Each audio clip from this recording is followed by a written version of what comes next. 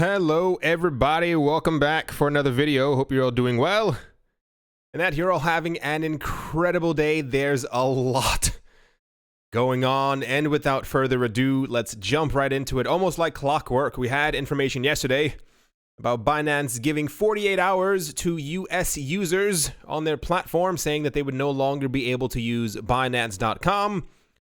The largest crypto exchange by volume, Binance, is making its US debut next week. Binance.us said today that the platform will open registration and deposits on the 18th of September. According to a company blog post, the launch will initiate a rollout of multiple Binance products across the United States. Here's one of the most interesting parts. After registration, 6 cryptocurrencies will be available for deposits, and they will be Bitcoin, Ether, XRP, Bcash, Litecoin, and Tether.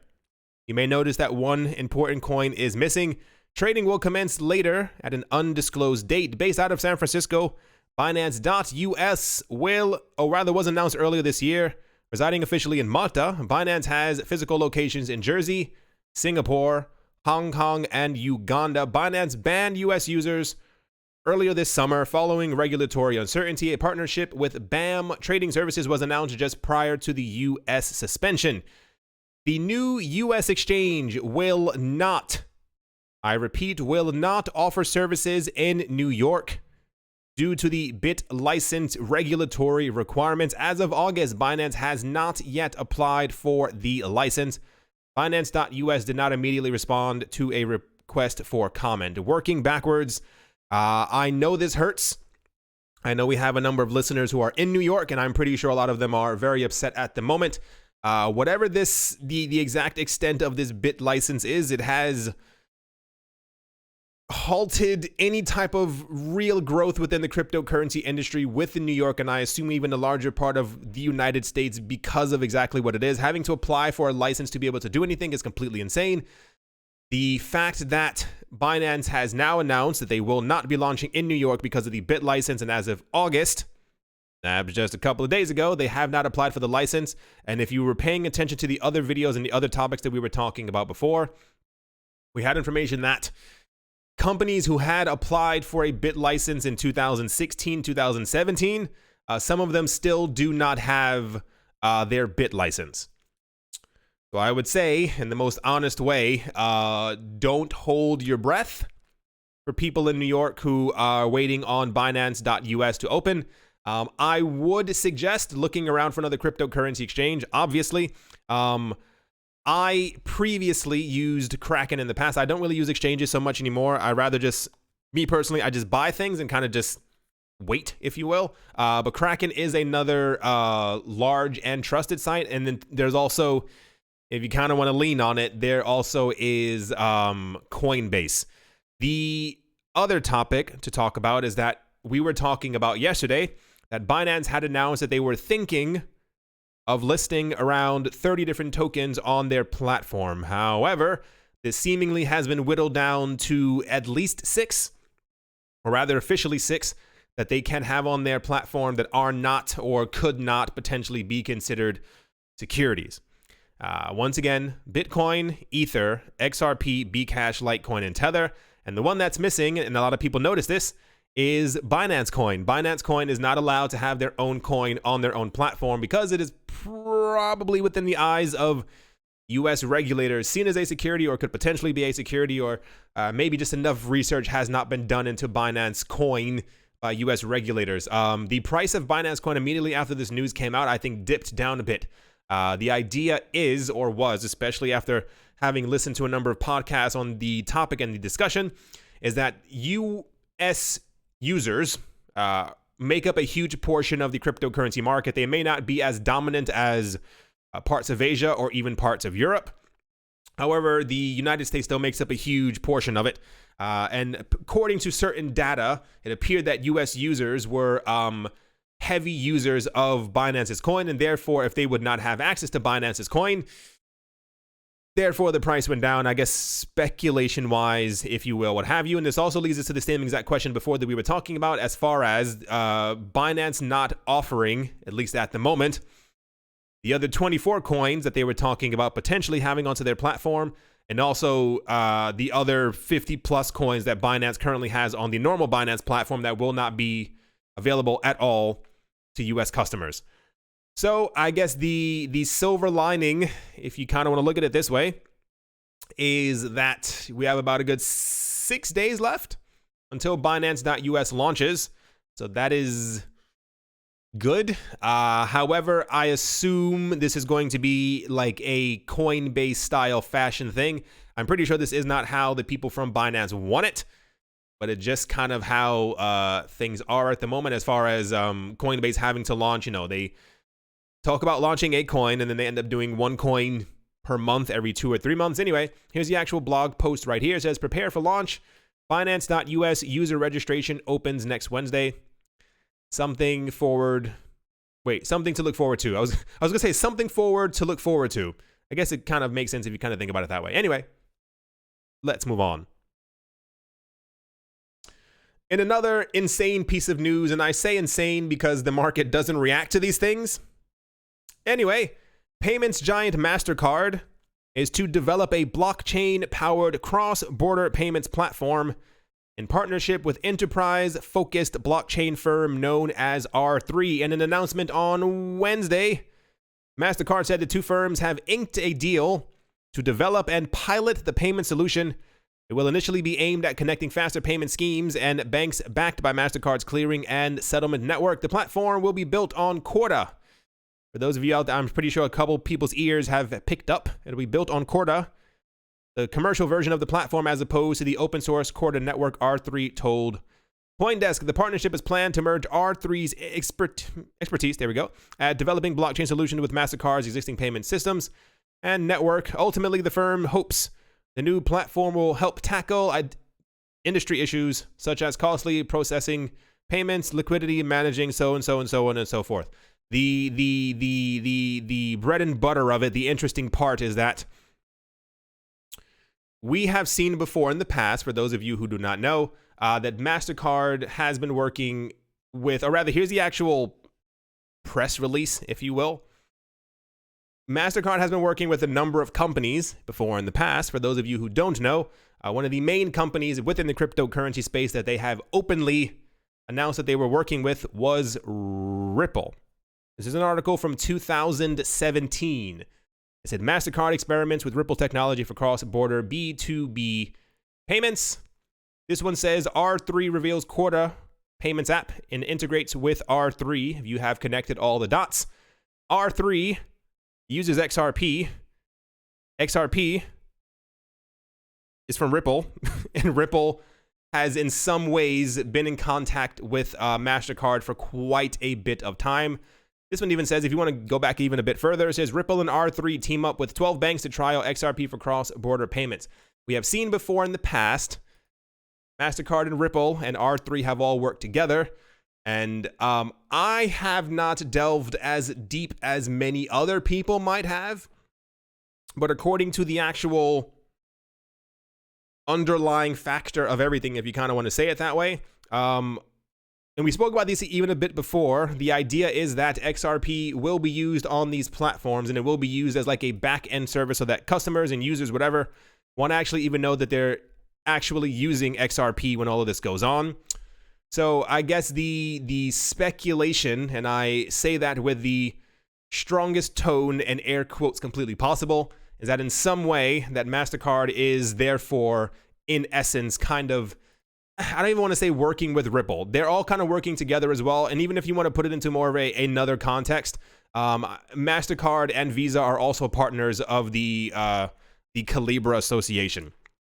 It's pretty much that, if you want to put it this way, companies who are used to doing cross-border payments have not and cannot develop their new systems quick enough, and therefore they've simply just partnered with other companies who are going to be using blockchain and cryptocurrency technology as opposed to doing their own, which was another thing that we spoke about a couple of years ago. And I remember saying, I was like, it's very weird. It's kind of the same exact thing with regulation around the world. The longer that regulators take to give regulation, the better it becomes for the cryptocurrency space. in the same exact way that banks and institutions and Mastercard and Visa and this and so and this remittance company, the longer they thought that cryptocurrencies were a joke, now the fact that all of this stuff is happening very quickly, especially with Libra and Calibra, they're now rapidly trying to figure out new partnerships to be able to make sure that their networks are upgraded and that they keep up with everything that's going on, because realistically, cryptocurrency companies within the space have made sure to, I don't know, They kind of just keep on going while the old systems kind of stagnated, if you will, but now the old systems are integrating with cryptocurrency. So all in all, it's always a win-win for us, is kind of what the point that I'm trying to make. But anyway, that's the Mastercard and R3 news for today. Next up, the CEO of investment management firm VanEck Associates, John VanEck, there we go, said that the company is now offering a type financial product with exposure to Bitcoin. In an interview with CNBC on the 11th of September, VanEck said that the product offered by the firm is a broker-traded fund and is currently not available to the public, but to institutional investors only. VanEck further specified that it will trade over the counter and will not trade on a national securities exchange. The broker-traded fund is called VanEck Solid X Bitcoin Trust 144A shares. Qualified investors that are eligible to purchase the product must be an institution that has $100 million. He said, any individual, no matter how rich, can't buy it. It has to be an institution. It has to be a corporation, a bank. But a hedge fund can buy it, a mutual fund can buy it. VanEck continued. I believe we spoke about this a couple of days ago when they were thinking about launching this. It was called not a soft ETF. I forgot the exact term that they used, but it was an ETF that's not quite an ETF, that people would be able to purchase in a way to have exposure to Bitcoin without being an actual pure ETF, as once again, U.S. regulators have not allowed this through. I really hope, and I mean this in the most honest way, after all this stuff that's been happening between U.S. regulators and the bit license and all this other stuff, I've thought for a while that it was simply kind of them taking their time. I assumed, and I still do assume this, that maybe they're trying to just roll out the red carpet for their friends and anyone else who tries to get into the cryptocurrency space and or make a cryptocurrency exchange and or launch a Bitcoin ETF or do anything else crypto adjacent would not be able to do so, as they were trying to make room for the NASDAQ and the New York Stock Exchange and Fidelity to be able to do so first.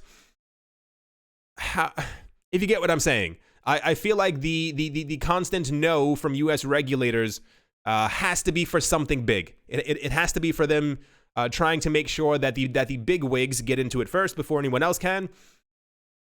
If not, then I'm just completely at a loss of words. I guess the major takeaway is this is now the 5th, 6th, 7th, perhaps even more numbers of an institution who's trying to release an ETF type something so that people and institutions, I guess in this case, can have access to Bitcoin through an ETF type product. We've had ETPs, exchange traded products, exchange traded notes.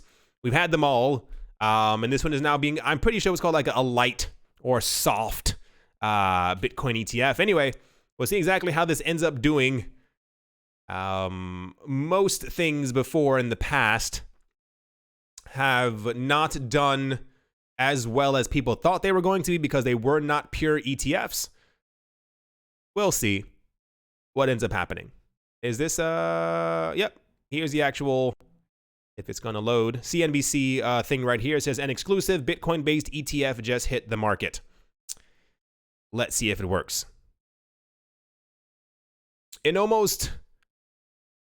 I'll wait till later, hold on.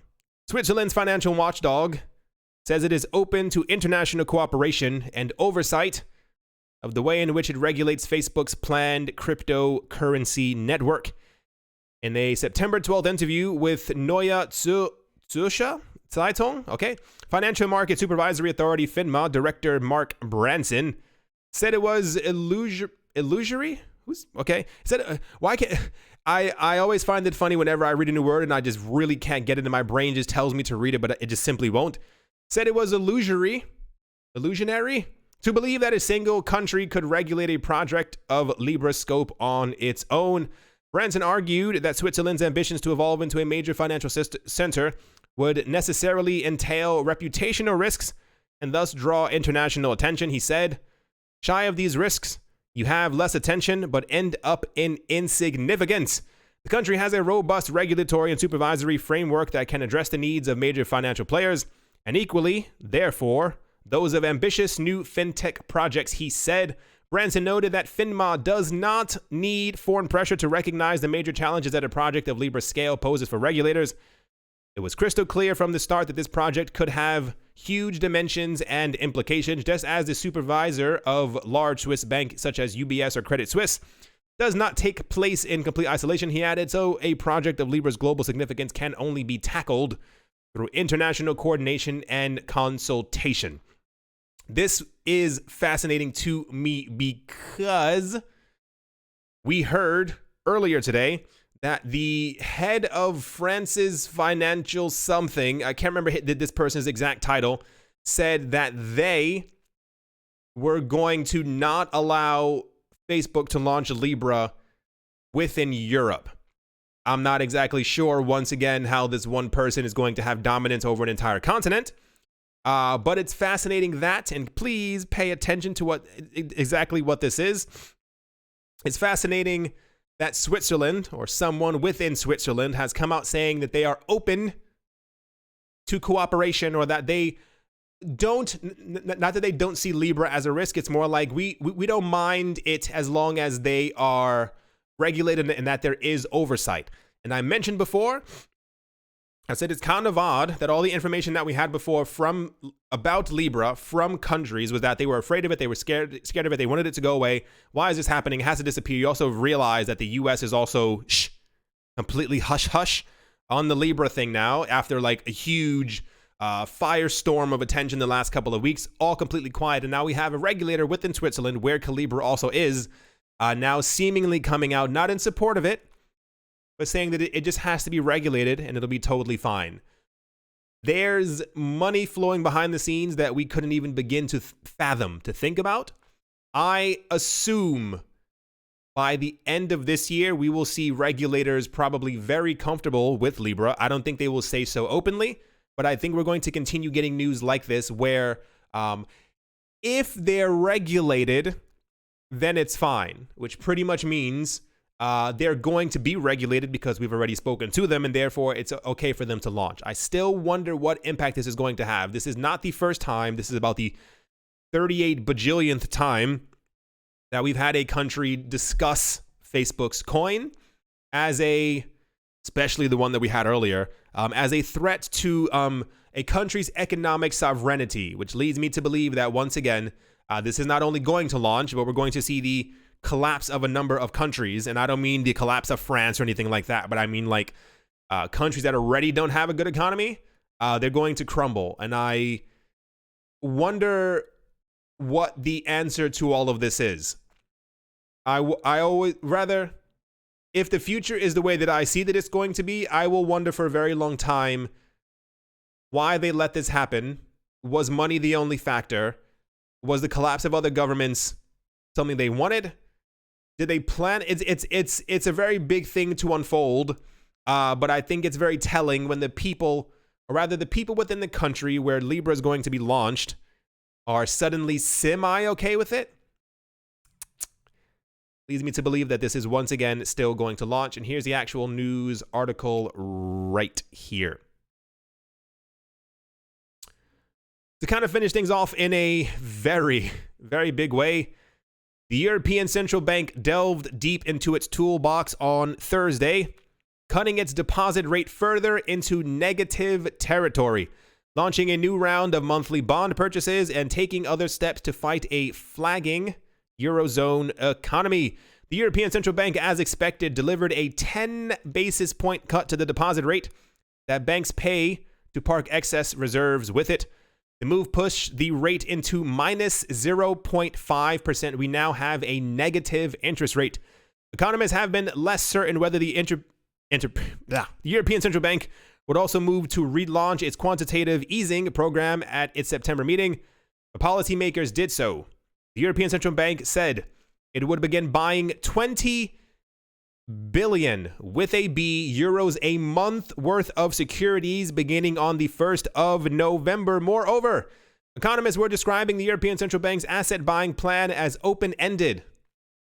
Think about that. Typically before, when we've seen in the past, if an economy has not been doing well, a government will announce that they are doing quantitative easing, where pretty much, and the long and short of it is that they're going to create money or use money that they really don't have to be able to buy things that will prop up an economy.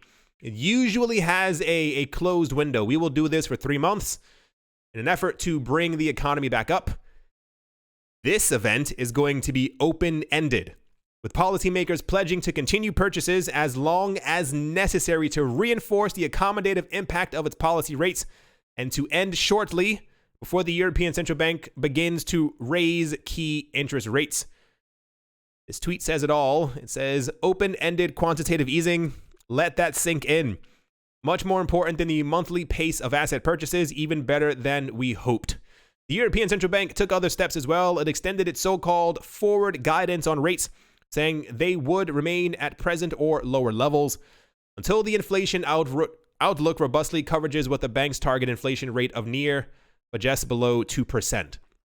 Tying directly into this, it is looking like, as of today, Germany is going to tumble into a recession. It is looking like that during quarter 3, where we are right now, that the outlook for Germany is not looking very good. For those of you who have been paying attention, at least for the last 4 years, Germany, at the moment, is the economic leader of the European Union. So, we've seen before, I'm not going to name any names, because I did before and people got upset at me. Sorry that I hurt your feelings. Other countries within the European Union are already not doing well, and they've been helped by Germany the last couple of years with money thrown at them, and these countries still are not doing well. So what happens when the person who lends you money is also broke? It says it right here as well. Germany's IFO Institute cuts growth outlook, warns of recession risks. We had news about this a couple of weeks ago. It is looking like at the current moment that Germany is definitely going to go into a recession and would then, by logic, start to drag the other countries further down with it. I don't have the other article around here. Apparently, so saith the internet, the president of the United States was also not very happy with the rate cut. As this happened, the value of the euro fell against the US dollar. Why is this significant? It's the same exact thing we were talking about a couple of weeks ago, where China had openly announced that they were going to devalue their own currency. Why would they be doing this? Why would anybody want to devalue their own currency? It's because it gets investors into your pockets. Why would you choose this country that has an expensive currency when you can choose this other country that has a devalued currency, which means your money goes a lot further? You can put more money into it, and even more so when you have negative interest rates. You are basically getting free money. And the idea behind it is that other people will continue then to take out loans and money in debt to be able to fund other things that they're trying to do. But all you end up doing is increasing the amount of debt that we actually have in the world. You're also printing more money than should be printed.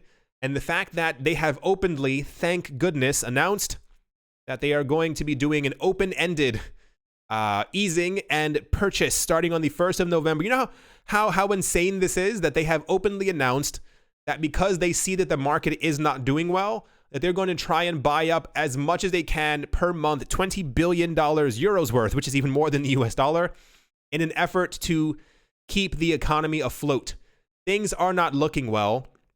And the friend who I used to always talk about, me and him had a discussion yesterday, and I think I may have expressed my anger a bit too much as we were talking, because it's fairly obvious at this point. Remember a couple of months ago, maybe even 2 or 3 months ago, we were talking about the very beginnings of what looked like could be a worldwide recession. Especially, don't even get me started on the entire trade war and all this other stuff that's going on. It is fairly obvious now that the world is spiraling down into a recession, as we see countries around the world trying to do everything that they possibly can to make sure that it stays afloat. Thus far, and I'm trying to assume that it has to do with the range at which Bitcoin is currently trading, as the cryptocurrency market has not reacted in such a way that I was expecting that it was going to. Because it's quite obvious now that the market around the world is not going to do very well for much longer. We had a 10-year bull run. This is unprecedented. I don't think we've had that in a... There's not a period between the time that I was born or you were alive that we've ever had a 10-year run of anything. It's typically anywhere between 6.5 to 8 years that we see markets go up and then start to falter and go down and then go back up. It's the same thing over and over and over. It's 10 years. According to many economists, and this is why I keep saying listen to the Wall Street Journal podcast and any other podcast you can about economics, it is widely believed that the last 2 years have been an active prop up by governments to make sure that the economy would stay where it was and would continue to be doing fine. Even as I believe it was it Amazon and Apple who had $1 trillion valuations as a company. I'm pretty sure it was $1 trillion valuations. Economists came forward and said these things are so overvalued, it's not even mentally possible to explain how much money is going into these things and that the company isn't even worth that much. So the fact that they are now openly talking about the cracks in the system leads me to believe that things, myself personally, that things are probably a lot worse than they are actually letting on. And I think this will all come to, once again, I'm going to keep saying it until it happens. By the end of this year, things should be very clear in every single aspect. How high Bitcoin will be, where Bitcoin is going to be going. We will have had backed launch for a couple of months at that point. And also, realistically, in about 100 days, I think we have 100 days left in this year, we should know if the world has moved into a recession at that point, especially according to current metrics. Maybe it looks like that, especially as I think the UK Parliament has also been shut down now, and the next meeting is until the 18th, 19th of October, that we are probably going to have a hard Brexit. It's nothing like I've ever seen before in my life. Everything is slowly not only grinding to a halt, but it's like a bus slamming into a wall, but it's going like 1 meter an hour, and it's just very, very slow, but you can tell that it's going to wind up in a terrible mess. Anyway, enough of my rambling. I hope you all enjoyed. Hope you all are having a great day, great morning, great afternoon, and great evening. And as always, an enormously gigantic thank you to my Patreon supporters: Professor Wally from Gunbot University, Adam Graysick, Mohair Maroney, Master Ventures in Thailand, Brady Niels, Woody and Daisy, Triple M and J, Jared Schneider, Wise Night Owl, 242 to the World, Crypto Joe, Bankroll Network, Adobo, Milweezy, JR, Mechanic, Strange Radio Central, Crypto Artist, Cole D 3D, Cryptopolis, Nicholas, Run Earth, One Piece, One Love, Damien, Setsuna, Nick, Kanaya, Richie Rich, The Third, Vlad the Impaler, Krypton Beer Shipmate, Paxis, Nick Mangialavori, Anthony Charles, Jim Gardner, Jeremy Fox, Minting Coins, Miller Hitch Test Every Day, and Kyle Skips Leg Day. And yes to crypto. Thank you all very, very much for your support at the moment. For those of you who are not looking at the screen, the market's in green. Everything except for, like we were just talking about, Binance Coin and Tether. Tether's in red. It's going down because that means the market is being bought up as prices are going up. There's a whole lot to unpack here. Satoshi prices are in red, which means that people are selling off their altcoins to push into Bitcoin. Bitcoin is currently up by 3.2%, which means that people are buying Bitcoin and also people are selling off their altcoins to be able to put their money into Bitcoin. The same exact time, the altcoin values are in the green US dollar wise as people are pushing US dollars into the market. Binance Coin, once again, is also down because it appears, at least at the moment, to be absent from the first 6 coins that are going to be listed onto Binance.us. Oddly enough, Monero has also moved into the number 10 spot, pushing ADA to number 11, which is quite fascinating. Dash is also up. That curve is a little misleading. It looks like it's up a lot higher. Cosmos is up. Sure, there hasn't been any Cosmos news or mainstream crypto cosmos news. I'll put it that way, because whenever I say that there hasn't been news about a coin, I get screamed at. I know there's news somewhere, but the 16 websites that I use for news, none of them were talking about Cosmos. So forgive me. And whatever Qcoin shares is, it also has $12 million worth of 24-hour volume, so that can be pumped quite easily. Anyway, the market has no idea where it wants to go. It actually has no clue whatsoever, and I think it appears that Bitcoin is reacting positively, as one would assume, to the European Central Bank cutting rates to negative territory, which is completely insane. Germany pretty much on the edge of a recession, and also the 20 billion euros per month. Thank you all, every single one of you, for watching and or listening. Very interesting times ahead. And yes, I will most certainly be talking to you all soon. See